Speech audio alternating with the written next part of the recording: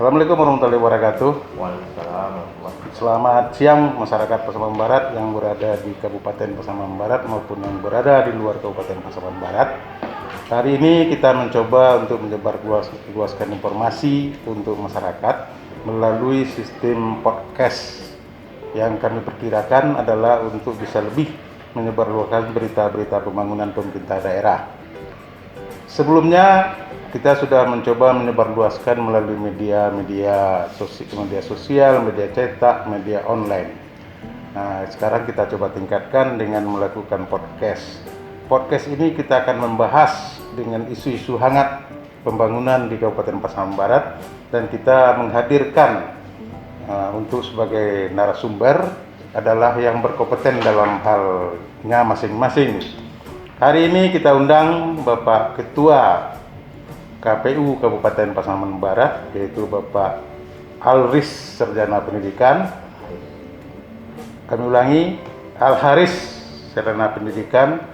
Dan kemudian juga hadir bersama kita Bapak Emra Patria Sarjana Teknik sebagai Banwaslu. Bapak Ibu yang kami hormati, kita coba mengupas satu-satu terhadap isu-isu hangat pilkada. Karena isu pilkada ini enak digoreng saat ini nih. Karena pilkada sedang berlangsung dan Pasaman Barat beda dengan Pasaman. Pasaman kayaknya kurang hangat Pak ya. Pasaman lawan kotak kosong, sementara Pasaman Barat sementara diperkirakan ada 5 kandidat yang akan bertarung. Nah, masing-masing sudah mendaftar. Tentu klarifikasi lolos tidak lolos ada di tangan KPU. Pak Ketua, ada hal-hal yang perlu kami dengar atau kami masyarakat dengar. Tahapan pilkada ini ya, sampai di mana sekarang pilkada itu, dan kemudian apa langkah-langkah yang urgen atau hal-hal yang melibatkan orang banyak terhadap pilkada ini. Silakan Pak Ketua. Baik, terima kasih Pak Edi. Terkait dengan pelaksanaan pemilihan kepala daerah atau pilkada tahun 2020 itu proses awal telah dilaksanakan oleh KPU dengan menyusun tahapan mulai dari bulan Oktober tahun 2019. Namun tahapan itu sudah dijalankan sampai dengan bulan Maret. Di bulan Maret kita dapat musibah bencana non alam COVID-19. Maka dari itu pada bulan Maret, akhir Maret, KPU RI memutuskan untuk menunda tahapan pelaksanaan pemilihan gubernur dan wakil gubernur, bupati dan wakil bupati, dan wali kota tahun 2020. Setelah dilakukan pembicaraan dengan pemerintah diwakili Mendagri dan Komisi 2 DPR RI, maka dilaksanakan pelaksanaan pemilihan kepala daerah ini yang awalnya tanggal 23 September 2020 menjadi 9 Desember tahun 2020. Jadi pas tanggal 15 Juni tahun 2020 kemarin tahapan lanjutan dilaksanakan kembali oleh seluruh pelaksana yang melaksanakan pemilihan kepala daerah.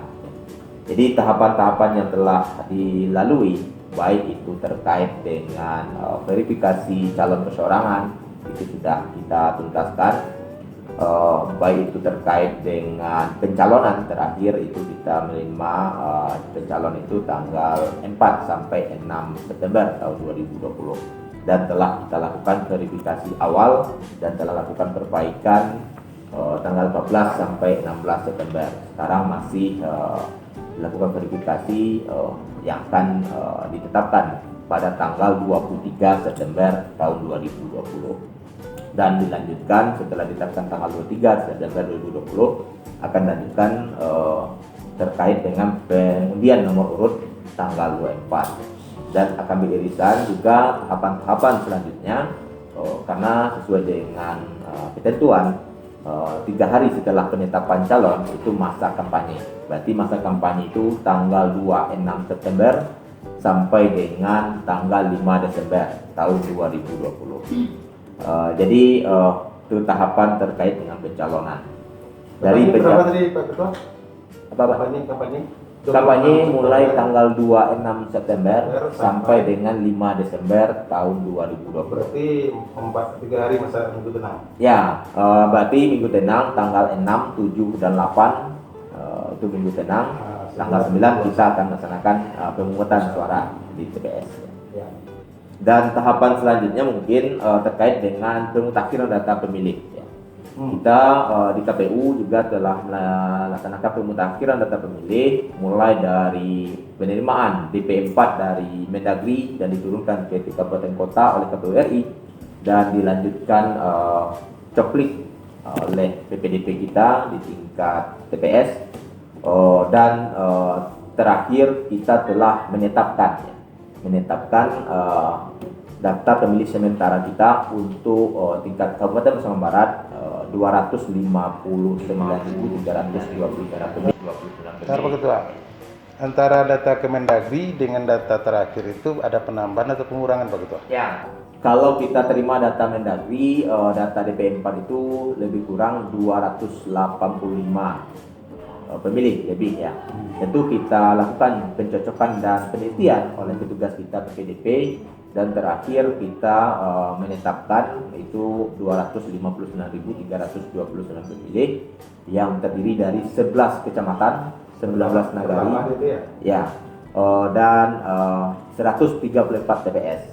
Berarti ada penambahan dari DPT kita dari 2019 kemarin berjumlah 250.723. Ada sekitar lebih 8 ribuan penambahan dari pemilih kita. Tentang pemilih lagi Pak Ketua. Ya.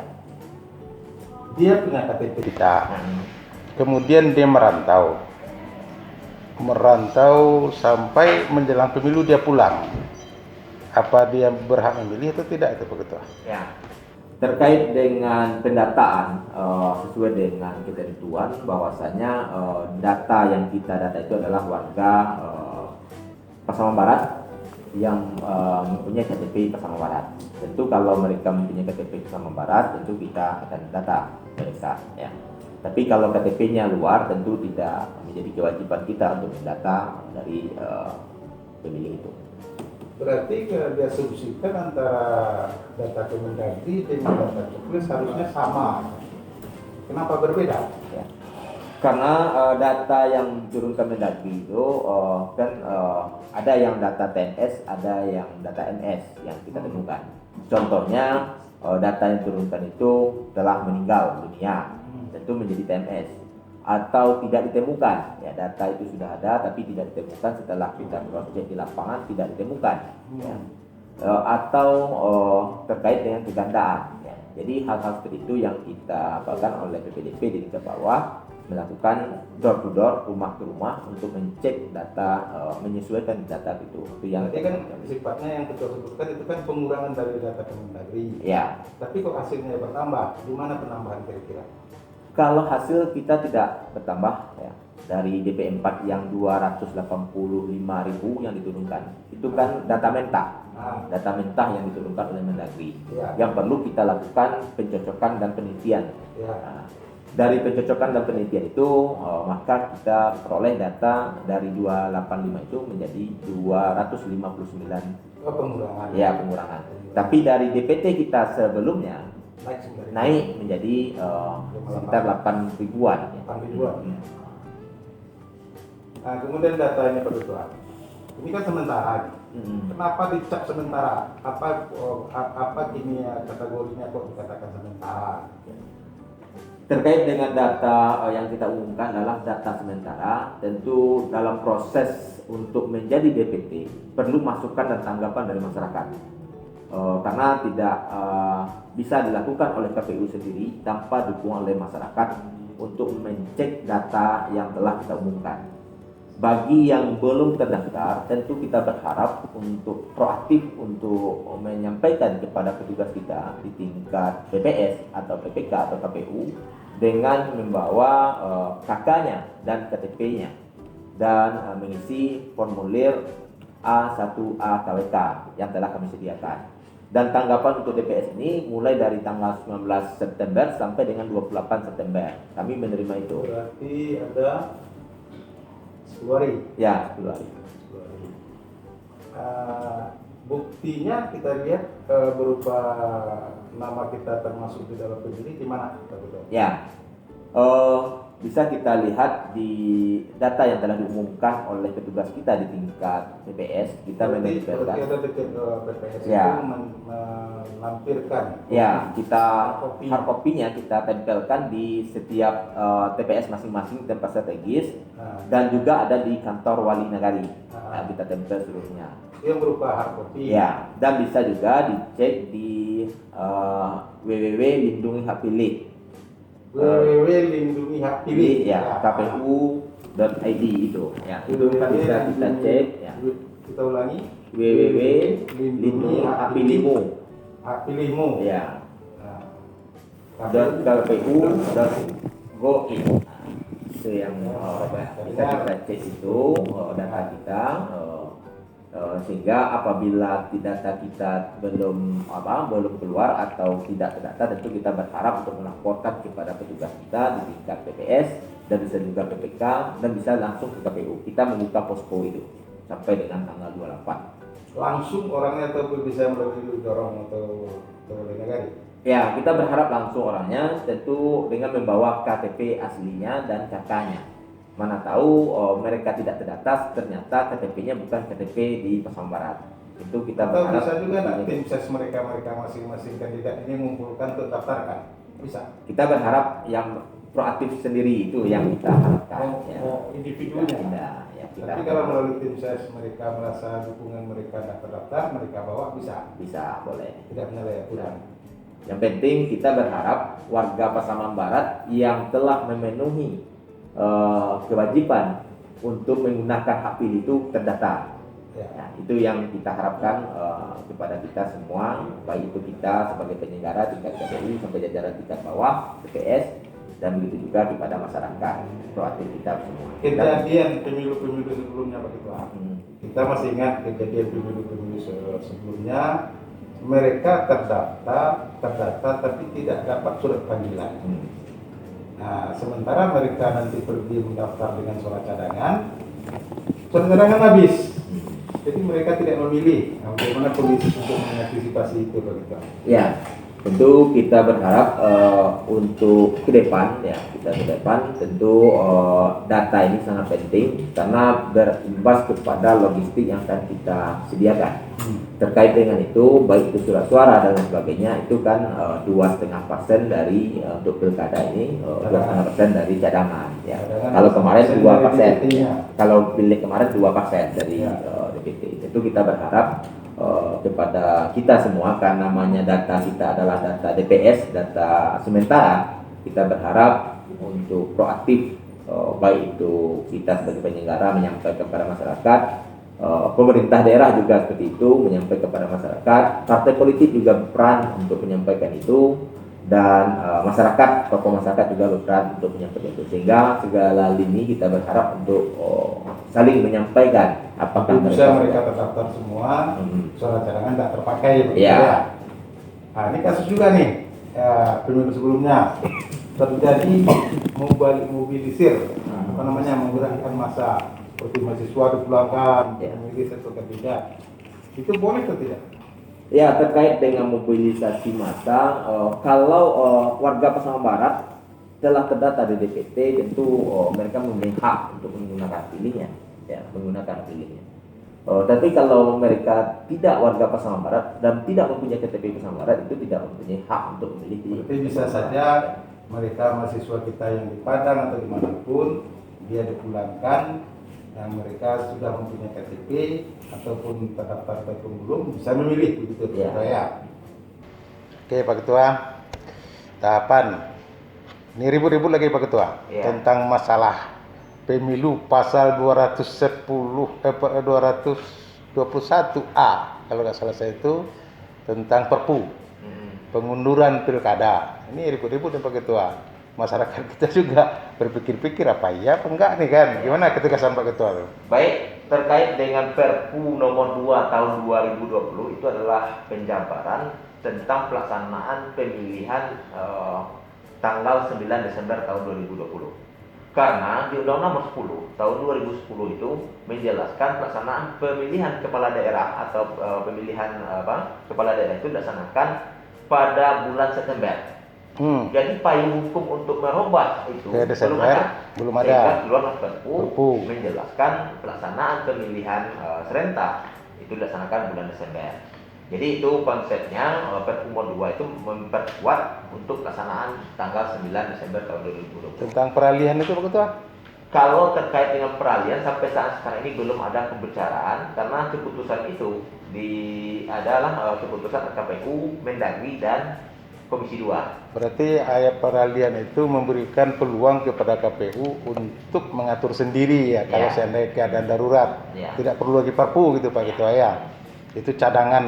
Untuk KPU agak leluasa membuat payung hukum kalau seandainya memang gawat sekali. Kan begitu ceritanya itu ya. Berarti kita tegaskan sampai saat ini tidak ada pengunduran pelaksanaan pilkada. Ya, sampai saat sekarang ini belum ada regulasi dan penetapan untuk pengunduran pilkada seluruh Indonesia. Ya. Ini Pak Ketua, tahun lagi Pak Ketua. Para kandidat ini saya lihat Pak Ketua tahunnya dari 2020, 2025, 2020, 2024. Masa kerjanya nih pilkada bupati kita ini berapa nih Pak Ketua? Ya. Kalau mengacu kepada Undang-Undang Nomor 10 tahun 2020, memang direncanakan pelaksanaan pemilihan serentak itu dilaksanakan tahun 2024. Ya. Satu kali dalam 5 tahun. Ya, 2024 ya serentak. Terkait dengan itu dijabarkan di ayat yang berikutnya kekosongan dan sebagainya itu dilaksanakan oleh PJ dan sebagainya. Dan bagi yang masa jabatannya belum habis tetap dibayarkan honor tunjangannya.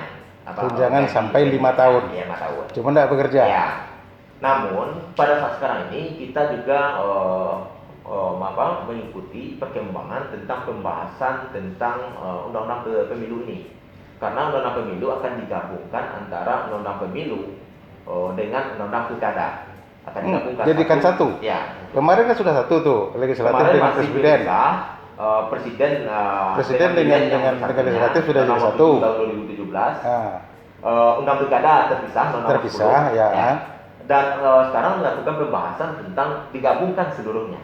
Itu nak makan korban banyak nanti Pak Ketua. Jadi masalahnya kemarin aja para KPPS kita banyak yang korban karena itu. Aturan itu masih dibahas oleh Komisi 2. Tentu kita menunggu aturan bagaimana clearnya nanti. Biarlah KPU pusat dengan DPR RI ya.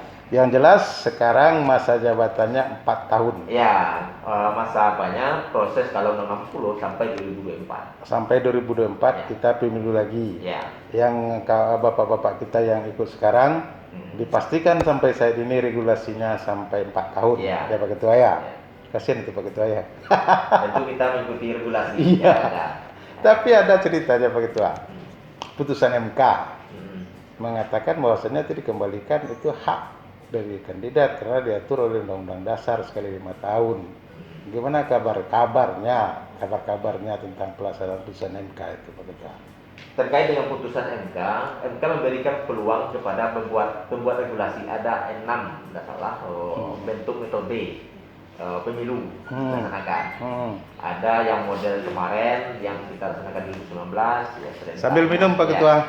Ada terkait dengan pemilu lokal dan pemilu nasional. Dan itu diserahkan kepada pembuat regulasi bagaimana yang dipakainya. Cuma tidak mengurangi hak 5 tahun. Ya, tentu kita menunggu saja dengan ketentuan yang masalahnya para kandidat harap cemas juga Pak Ketua. Kalau dapat 5 tahun jualah kan. Jadi kita tunggu saja kalau keluar undang-undang terbaru gabungan ini tentu undang-undang yang sebelumnya. Yang posisi sekarang sedang dibahas di DPRD. Sudah masuk kepada BAMUS di DPR RI. Badan Legislasi sudah masuk ya. Oke lah. Jadi ya pengunduran sampai sekarang kita tidak bicarakan. Ini kampanye lagi Pak Ketua. Kalau biasa kan kampanye ini nggak meriah pilkada itu kalau tidak penggiringan massa, tidak pakai mobil panjang-panjang gitu kan. Mulai dari sini sampai ke berapa kilonya. Kadang-kadang yang banyak kilonya nggak juga menang kan. Gimana tuh pelaksanaan pemilu kampanye sekarang ini? Ya, Tatap muka atau mengumpulkan orang, gimana tuh Pak gitu? memang secara regulasi dari KPU belum menurunkan tentang khusus kepada kampanye ya. Kita masih menunggu regulasi terkait dengan perubahan PKPU nomor 4 tahun 2017. Ya. Kalau PKPU nomor 4 2017 itu adalah terkait dengan masa normal. Masa normal. Seperti yang sampaikan Ya, ini tadi. ada 4 titik, 5 titik banyak ya. masa ini seperti ini. Tapi pada saat sekarang ini kita masa pandemi COVID-19. Tentu ada aturan-aturan yang sangat membatasi dalam pelaksanaan kampanye ya. Tidak melanggar ketentuan dalam undang-undang. Ya. Jadi terkait dengan itu KPU RI juga sudah menurunkan PKPU nomor 10 tahun 2020 yang isinya perubahan PKPU nomor 6 tahun 2020 terkait dengan pelaksanaan pemilihan gubernur dan wakil gubernur, bupati, wakil bupati pada masa COVID-19 ini ya. Jadi intinya ada pembatasan-pembatasan yang dibuat oleh KPU RI. Yang pertama tentu mengikuti protokol kesehatan COVID-19, mengatur jarak dan lain sebagainya, itu kan menjadi hal yang penting. Yang kedua tentang pertemuan terbatas, itu dibatasi, hanya dibatasi 50 orang dan sebagainya. Maksimal 50. Ya. Berarti Dan dalam ruang tertutup. pertemuan umum itu 100 orang tergantung pada ruangan.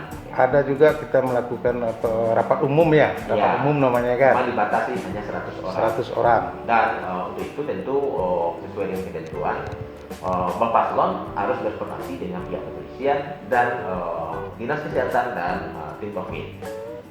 Jadi bukan kita yang menentukan tempat kayak dulu kan kita menentukan tempat.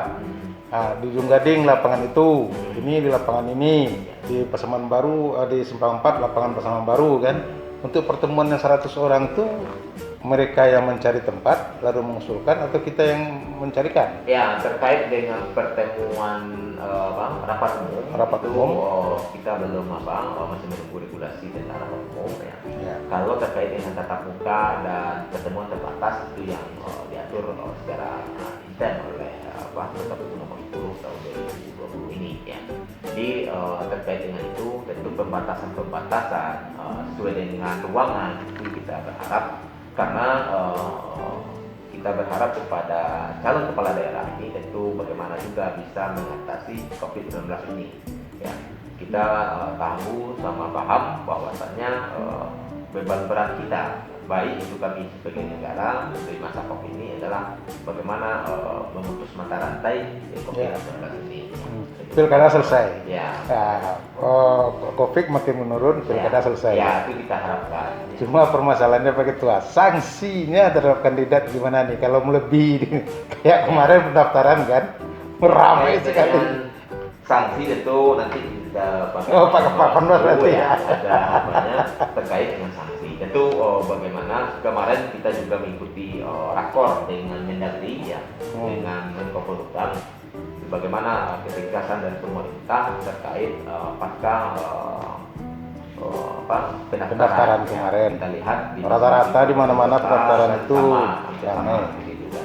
Itu tentu tahapan-tahapan selanjutnya kita berharap Bapak Paslon untuk bisa menjaga diri, walaupun desakan dari tim-timnya untuk bisa hadir dan sebagainya, tentu Bapak Paslon ini nanti ya Pak, sampai penjelasan dari Mendagri apakah penundaan yang baru dilantik dan itu menjadi hal konsekuensi yang akan diberikan kalau dia bersekufu untuk tidak mematuhi ketentuan itu. Berarti istilah sanksinya nantilah Pak Emral ya. Pak Ketua Panwaslu. Gimana Pak Ketua? Pak Emral. Saya kan sering panggil Pak Ketua aja. Pak Ketua sekarang dua nih ya. Saya sama Ketua Panwaslu satu, Ketua KPU satu kan. Pak Ketua. Ini kayaknya nama udah berubah nih Pak Ketua. Panwas dengan Banwas, panitia dengan badan. Gimana tuh ceritanya Pak Ketua? Baik Pak, jadi begini. Di dalam Undang-Undang 7 tahun 2017 tentang pemilu, di situ terjadi perubahan mendasar tentang struktur pengawas pemilu di tingkat kabupaten.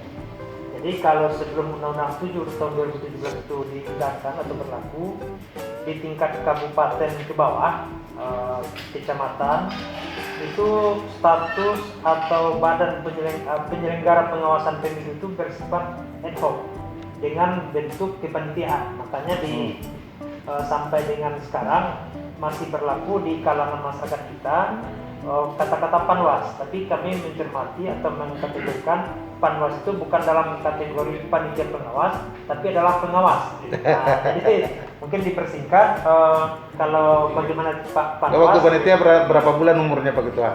Jadi Setelah Undang-Undang 7 tersebut diresmikan Pak, kemudian di tanggal 15 Agustus 2018 itu Bawaslu Kabupaten Kota, pengawas pemilu di tingkat kabupaten kota seluruh Indonesia itu berubah menjadi badan yang sifatnya permanen, dalam jabatan sesuai dengan undang-undang tersebut itu selama 5 tahun.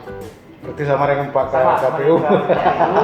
Jadi kemarin itu Pak serentak kita di Bawaslu Kabupaten Kota dilantik sebanyak, kalau tidak salah waktu itu sekitar 574 kabupaten kota se-Indonesia. Nah, jadi termasuk juga Pak, memecahkan rekor muri dalam hal jumlah peserta yang dilantik. Sebanyak 1.800 orang. Berarti seluruh kabupaten ikut ke sana semua? Ikut Pak dilantik. Nggak ada pecah-pecah ya? Tidak ada pecah-pecah.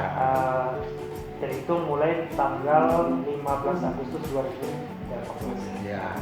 Kemudian di tingkat kecamatan sama dengan kabupaten KPU itu masih bersifat kepanitiaan dengan jumlah personil di tingkat kecamatan 3 orang. Kemudian di tingkat desa 1 orang, namanya pengawas kelurahan desa. Nah ini Pak yang di dalam pilkada ini mungkin kali kedua kita di pilkada yang struktur pengawas itu sampai ke tingkat TPS. Jadi nanti di TPS masing-masing di TPS itu ada namanya pengawas TPS. Berarti dia sampai ke TPS sudah ada staf Bapak ya? Sudah ada strukturnya Pak. Sudah ada. Khusus untuk pengawas TPS itu nanti dibentuk 23 hari sebelum tanggal 9 Desember. Tugasnya menjelang hari H itu sudah mulai dia?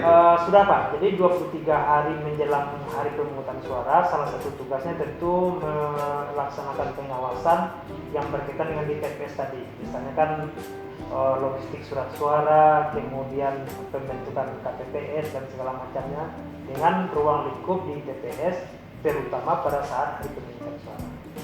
Pak Ketua, ini itu masalah kandidat Pak Ketua. Itu strukturnya Pak. Ya, kan kampanye. Ya. Ada kampanye rapat umum, ada rapat terbatas. Itu kan pakai ciri-ciri, pakai bendera, pakai ini, pakai izin. Ya. Yang para kandidat ini nyelonong tengah malam mengumpulkan orang itu gimana statusnya itu? Kampanye kah mereka itu? Apakah itu diperbolehkan itu? Baik, ya kan semuanya kan kerja keras nih ya. Ya, betul Pak. Jadi artinya kan secara regulasi kampanye itu kan salah satu tahapan. Ya. Salah satu tahapan dalam proses pelaksanaan pilkada. Dalam tahapan tersebut tentu ada rambu-rambu yang yang mengharuskan atau rambu-rambu mana yang boleh dan mana yang tidak boleh. Nah, berkaitan dengan kampanye ini Pak, karena PKPU seperti disampaikan oleh Pak Ketua Pak Haris tadi masih dalam proses pengundangan, tapi sepertinya tidak terlalu jauh dengan peraturan kampanye di periode-periode sebelumnya. Berarti yang kita pakai adalah standar kampanye sebelumnya, yang saat ini. Karena karena belum diundangkan tentu seperti itu Pak. Tapi ada tambahan karena seluruh tahapan pilkada itu dikunci dengan PKPU 6 dan PKPU 10. Dikunci dalam artian seluruh tahapan itu disesuaikan dengan pandemi COVID-19. Nah, jadi kalau yang ketemu masa, ketemu apa itu yang tidak pakai atribut itu dianggap kategorinya bisa dipisah menjadi 2 Pak. Dalam artian begini. Pertama berkaitan dengan pelanggaran tentang substansi dari kampanye itu. Misalnya kan kampanye itu kan nanti ada terdiri dari beberapa jenis. Kampanye rapat umum, pertemuan terbatas, tatap muka, kemudian bentuk kegiatan lain yang tidak melanggar ketentuan. Berarti dimasuk dia bentuk kegiatan lain. Ya, dengan kunci dia izin KPU. Izin Panwas. Sepertinya Pak begini, seluruh tahapan tadi karena masalah kita COVID sekarang itu harus mengikuti Iya, prosedur iya. di Ya COVID. kan dia mau mengikuti prosedur COVID. Pertemuan adalah jarak 1 meter kan. Ya, seperti misalnya Melegalkan mereka dengan izin dari Panwas. dalam hal kalau kita berbicara masalah kampanye itu Pak, itu dalam artian pemberitahuan. Pemberitahuan ya. Pemberitahuan Ya, ke ya. kepolisian, kemudian ditembuskan kepada KPU dan Bawaslu. Oh ya. Nah, kecuali kampanye dalam bentuk rapat umum yang itu nanti ada keputusan tersendiri dari KPU. Ya, artinya itu termasuk legal dan termasuk kelompok pertemuan kampanye lainnya. Itu kampanye. Ya, boleh jangan nanti di tengah masyarakat. Nanti pertemuan tengah malam begini-begini kandidat ini nggak boleh nanti kan begitu. Nah, ini yang paling riskan Pak Ketua. Di Facebook, di WA, dimanapun netralitas. Ya.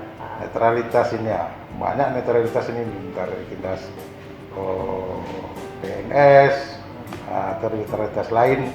Siapa yang harus dinetralitaskan dalam pilkada ini Pak Ketua?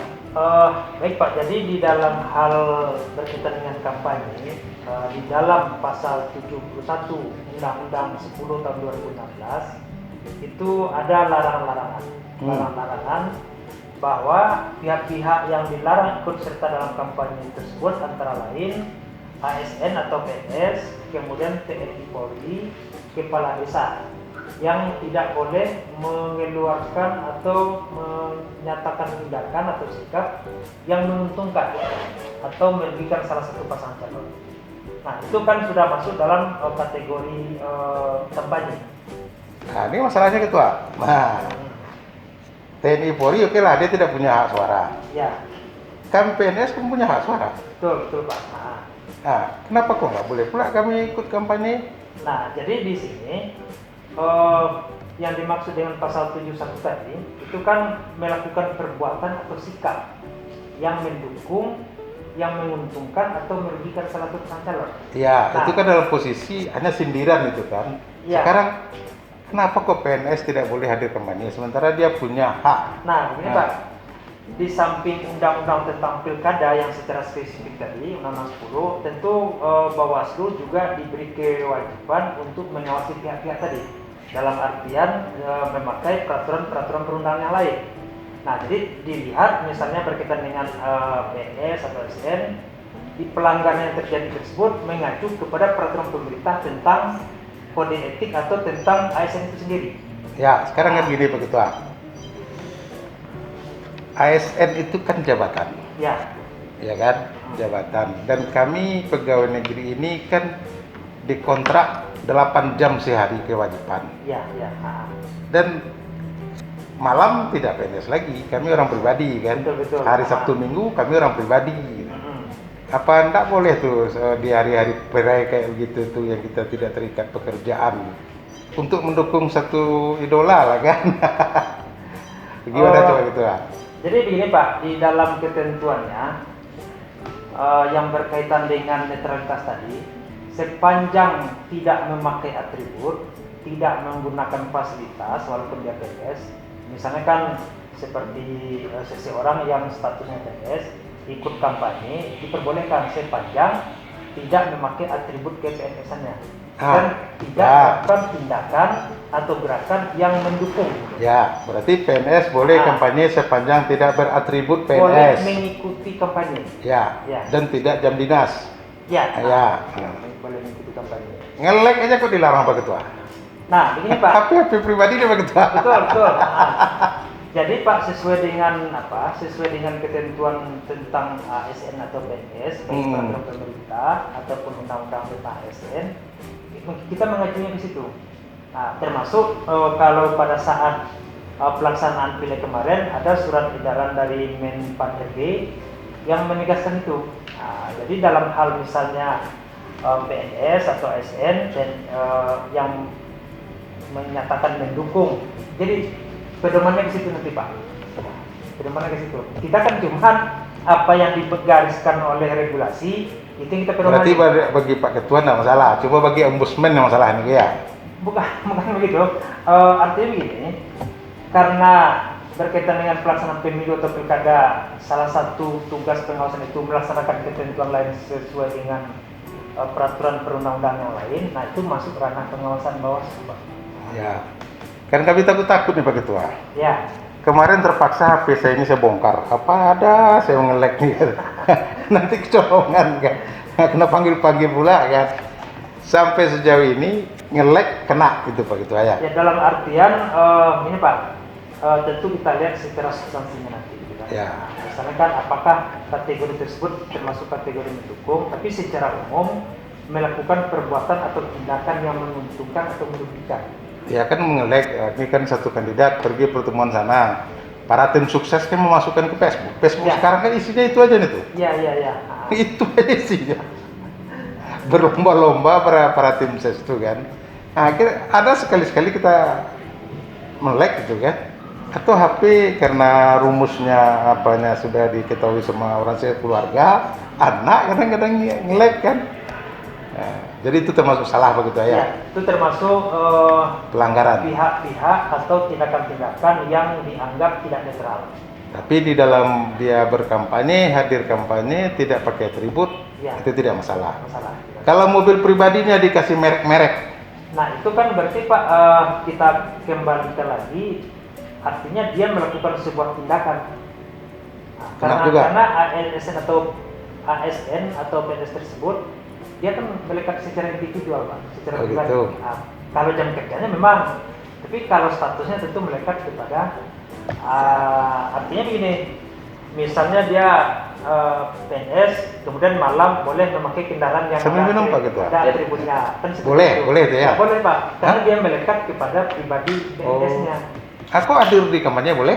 Yang dihadir di kampanye tadi sepanjang tidak memakai atribut. Iya. Ya. Oh gitu. Nah, tapi Oh. kalau dia menggunakan sebuah fasilitas, apakah fasilitas pribadi, Pribadinya tapi bermerek, yang ada muatan-muatan kampanye untuk pasangan tertentu, nggak boleh. nggak boleh itu Pak. Nah, Sekarang ini Pak Ketua. Oke, PNS oke, udah kita clear tuh ya. Bagi PNS hati-hati. Bagi PNS, TNI oke lah. TNI dengan Polri dia tidak punya hak pilih kan. Kita PNS punya hak pilih. ya. Jadi kita tentu ingin juga melihat mana calon yang bagus kan. Dari kampanye-kampanye mereka itulah. Nah, hati-hati para PNS. Sekarang adik-adik kami nih yang pegawai kontrak. Ya. Dia digaji kok. Ah, gimana statusnya itu Pak? Nah, di dalam apa ini Pak? Di dalam pasal 188 dan di pasal 71 Undang-Undang 10 nomor 2000 Undang-Undang 10 tahun 2016 itu aparatur sipil negara. Ya, berarti ASN. ASN. Nah, jadi Pak nanti tentu harus kita klasifikasikan dulu. Klasifikasikan terlebih dulu. Misalnya kan di pemerintahan kita di Sumatera Barat kan ada kategori 1, kategori 2, kategori 3 ya kan. Nah, butuh mungkin penjelasan atau penelaan yang lebih lanjut berkaitan dengan yang tadi Pak. Misalnya dia cuma status honor gitu kan. Apakah dia bisa dikenakan dengan pasal tersebut? Ya, Nah, itu. kita butuh pendalaman lebih lanjut. Pendalaman lebih lanjut. Kemarin juga sudah sempat didiskusikan dengan Dinkes Bampol, Bumina. Ini Pak yang lagi dibahas gitu.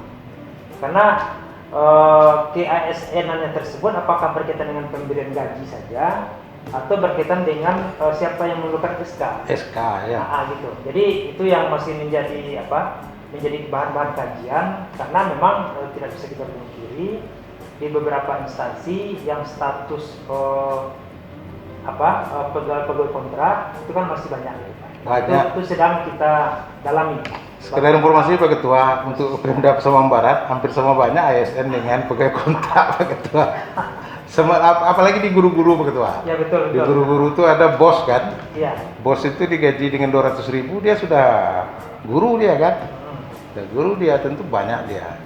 Jadi yang tentang masalah pegawai kontrak kita menunggu keputusan lebih lanjut. Ya, artinya kita masih dalam tahap pendalaman gitu Pak. Tapi kan tidak mungkin berlaku surut ya. Kalau mereka sekarang aktif di dalam suatu kegiatan politik, kemudian bulan depan ada peraturan, yang sekarang kan nggak kena dia kan. Kan nggak berlaku surut kan. Tentu Pak, di sini kan salah satu yang kita garis bawah itu kan dalam bentuk kampanye tadi. Ah ya. Kemudian Pak mungkin Bawaslu, pengawas pemilu lah secara umum itu kan diwajibkan melakukan upaya-upaya pencegahan. Nah, kita sedang menginventarisir potensi-potensi tersebut dan nanti akan disampaikan kepada pihak-pihak yang harus netral tadi. Seperti misalnya mengirim surat kepada institusi TNI Polri, kemudian juga institusi pemerintah sipil. Ada lagi yang paling berat Pak Ketua. Ini hantunya pemilihan Pak Ketua. Kece orang Cadik, kece orang Inggris, moni politik. Kece Urawa, pitih bajalan tengah malam, serangan pajar, serangan malam, pokok segala macam serangan. Nah, bagi kira Pak Ketua.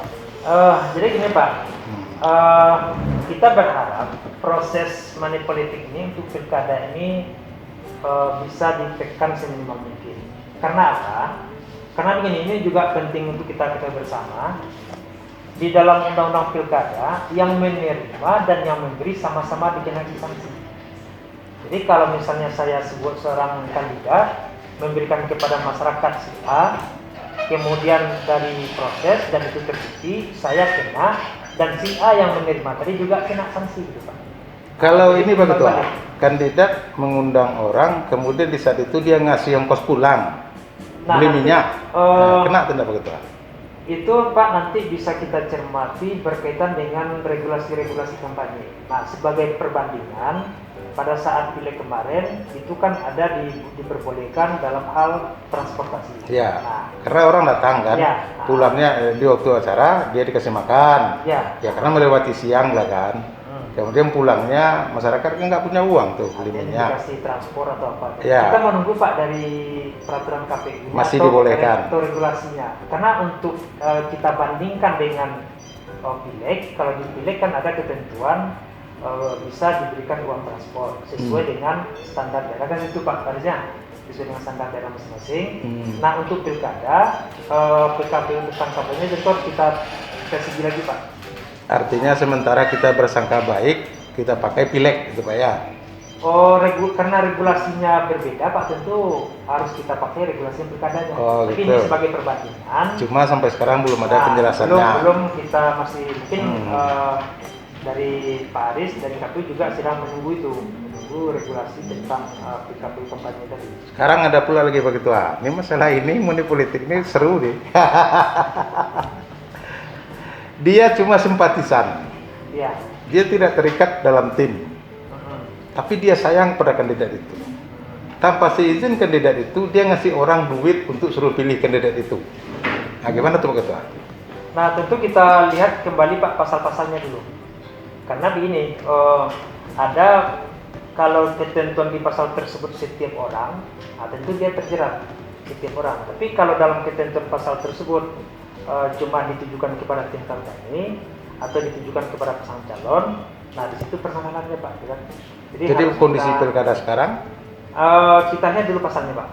Apakah dalam artian setiap orang atau yang kita tangkap dari pertanyaan Pak Edi tadi kan misalnya ada masyarakat yang karena sayangnya sama seseorang tuh, dia tanpa seizin dari kandidat, dia merasa ingin membantu. Minimal saudara-saudaranya, nah, dikasihnya uang untuk bantu memilih itu. Apakah dia itu termasuk money politik? Tidak, karena dia kan tidak tim dan tidak ada hubungan dengan kandidat kan. Cuma rasa empati aja. Gitu. Artinya semacam karena dia paham Mungkin pergaulannya bagus kandidat ini, jadi dia merasa ingin membantu seperti itu. Gitu. Jadi gini Pak, berkaitan dengan itu supaya tidak menimbulkan penafsiran yang multitafsir, tentu harus kita kembalikan ke pasalnya tadi Pak. Ya. Nah, kalau pasalnya tadi menyatakan setiap orang, tentu perbuatan tersebut termasuk perbuatan yang melanggar. Ya. Nah, gitu. Pertemuan berikutnya kita jelaskan Pak ya. Apakah setiap orang atau tim ses kan? Atau kandidat kan gitu. Ya Pak Ketua, ini kan tugas berat kita ini. Artinya pilkada Pasaman Barat kita ditantang, pemerintah daerah tentu ditantang, bagaimana juga mengambil peran membantu KPU kan, kepolisian ditantang untuk bagaimana mengamankan dengan jajarannya TNI dan Kesbang termasuk kepada Pol PP kan, tugas berat kita. Himbauan Pak Ketua gimana nih ke masyarakat kita ini? Terkait himbauan, yang pertama tentu kita berharap kepada masyarakat Sabah Barat karena pelaksanaan pemilihan serentak tahun 2020 dilaksanakan pada tanggal 9 Desember tahun 2020 itu di masa COVID-19. Jadi salah satu hal yang sangat penting kita sampaikan kepada masyarakat, terutama dari tahapan-tahapan yang begitu padat dilakukan oleh kami sebagai penyelenggara, tentu kita berharap tahapan-tahapan ini bisa diapakan juga oleh masyarakat, terutama tentang daftar pemilih, peran serta dari masyarakat. Proaktif dari masyarakat, pemerintah dan tokoh masyarakat dan sebagainya. Dan begitu juga tentang hal yang akan dihadang juga kampanye. Kita berharap kepada masyarakat dan paslon dan sebagainya di masa kampanye tentu kita berharap tidak mengumpulkan massa yang begitu banyak dan mengatur jarak dan sebagainya dan mengindahkan protokol kesehatan protokol COVID-19 ini. Jadi hal-hal seperti itu perlu kita ingatkan, saling menyampaikan satu sama lain dalam rangka pelaksanaan tugas kita dalam mensukseskan pemilihan tanggal 9 Desember nantinya. Jadi pemilihan kita sukses dan pandemi ini bisa berakhir, kan itu kita harapkan. Amin. Ya, kita tidak menambah klaster baru apa yang disampaikan oleh pemerintah dan sebagainya. Kita berdoa tentu ini cepat berakhir. Kami sebagai penyelenggara tentu berdoa juga hal-hal seperti ini bisa dijalankan dengan sebaik-baiknya. Mungkin itu pesan kita. Makasih Pak Imrah. Ya. Pesan yang perlu disampaikan ke masyarakat Pak Imrah.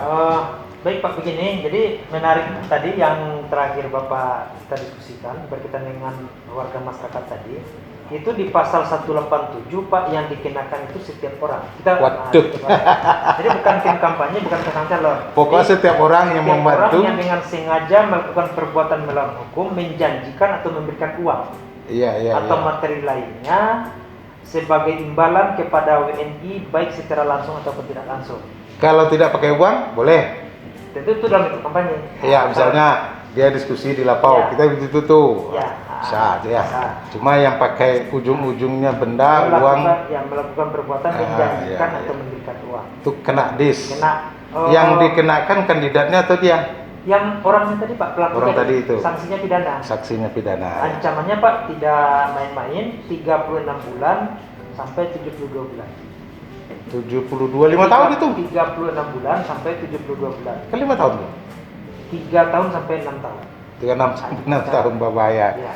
Oke lah begitu ah. Jadi artinya itu Pak mungkin yang perlu Bawaslu akan gencar melakukan sosialisasi ini berkaitan dengan money politik dan juga dengan netralitasnya.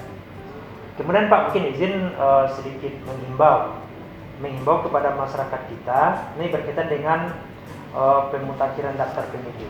Ya. Nah, izin Pak Ketua KPU, karena dari DPS ini kan baru data awal Pak, awal, dan kita mengapresiasi KPU yang sudah melakukan menetapkan DPS dengan jumlah 259.000 sekian. Nah, kemudian dari hasil koordinasi berkemungkinan masih ada warga masyarakat kita yang belum terdaftar atau sudah terdaftar tapi tidak memenuhi syarat. Misalnya dia didaftarkan pada bulan Agustus kemarin, tapi di bulan September, mohon maaf, misalnya meninggal dunia. Nah, ini kaitannya Pak nanti dengan apa? Dengan percetakan surat suara. Nah, percetakan surat suara.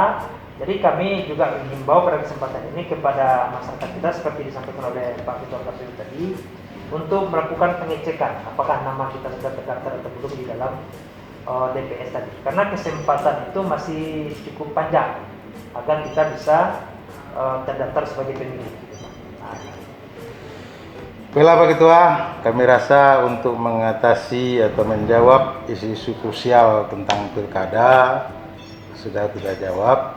Artinya masyarakat kita, kalau kemarin kita inventarisir dari Facebook, dari laporan masyarakat, dari bahasa-bahasa lain, nah, sekarang sudah terjawab bahwasanya yang pertama pilkada sampai sekarang belum ada regulasi pengundurannya.